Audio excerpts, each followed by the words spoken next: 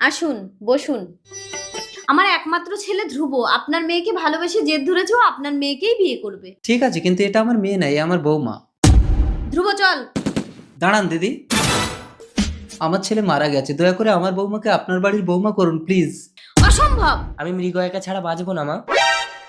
ধ্রুব, আমি এই বিয়ে করব না বাবা, কেন বৌমা? কারণ আমি বিশ্বাস করি না আপনার ছেলে মারা গেছে। কেন বিশ্বাস করো না বৌমা? বিয়ের পর পাহাড়ে হানিমুনে গিয়ে তোমার চোখের সামনে তো বরফের ধস চাপা পড়ে পৃথক মারা গেল। মৃগয়া, আমি তোমাকে মেয়ের মতো করে রাখবো। বাবা, যাও মা। চলো মা। আঙ্কেল, আজ নিউজে বেরিয়েছে ভারতীয় সেনারা পৃথককে পাহাড় থেকে জীবন্ত উদ্ধার করেছে। কি বলছো তুমি? হ্যাঁ, আমি এখনই দার্জিলিং যাব।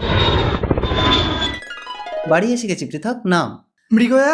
আমার মৃগয়া কোথায় বাবা? তোর মৃগয়াকে আমি বিয়ে দিয়ে দিয়েছি রে পৃথক।